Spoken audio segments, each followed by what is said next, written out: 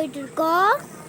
எங்கள் அண்ணா ஸ்போர்ட்ஸ் போயிட்டு வரனால எப்படி தூங்கலாக இருப்பாங்க. ஆனால் கொஞ்ச நேரம் கழிச்சு எழுந்திரிச்சிட்டாங்க. வாங்க நம்ம போகிற வழியெல்லாம் அப்படியே பார்க்கலாம். இப்போ போகிற வழியெலாம் மரம் செடி கொடிகள் எவ்வளோ அழகாக இருக்குன்னு பாருங்கள். காஞ்சிபுரத்தில் நிறைய கோவில்கள் இருக்குது. எல்லாம் பாருங்கள் எவ்வளோ அழகாக இருக்குன்னு. காஞ்சிபுரம் பஸ் ஸ்டாண்டு வந்தாச்சு.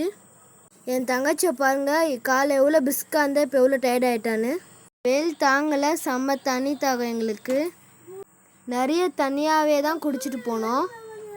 பார்த்தீங்களா எவ்வளோ அழகான கோவில் குளங்கள்லாம் இருக்குன்னு. ஆமாம், அதாவது குளம் எவ்வளோ செம்மையாக இருக்குண்ணா. போகிற வழியில் நிறைய நெல் செடிலாம் போட்டிருந்தாங்க. அது பார்க்கவே ரொம்ப பசுமையாக இருந்துச்சு. பால் பாருங்கள், வெயினால எவ்வளோ தண்ணி இல்லாமே இருக்குது. மலையாக பாருங்க எவ்வளோ அழகாக இருக்குது. எங்கள் அண்ணன் எவ்வளோ டயர்ட் ஆகிட்டாங்க. எங்கள் அண்ணாவுக்கு சுத்தமாக வெயில முடியலை.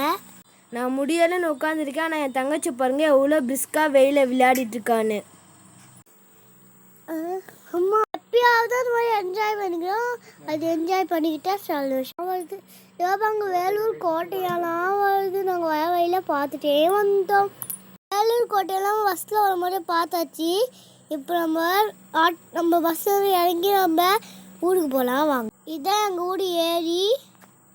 எவ்வளோ பெருசாக இருக்குன்னு பாருங்க. ஆனால் அதில் ஒரு சொட்டு கூட தண்ணி இல்லை. எங்கள் பெரியப்பா வீட்டுக்கிட்ட வந்தாச்சு. இதை வாங்க, ஹனுமான் சிலை இருக்குது பாருங்க. இந்த ஹனுமான் சிலையை கிராஸ் பண்ணோன்னே இந்த இடத்துல தான் ஜல்லிக்கட்டுக்கு மாடுலாம் கட்டுவாங்க. இந்த ரெண்டு பக்கமே ஜல்லிக்கட்டு மாடுங்கள்லாம் கட்டுவாங்க.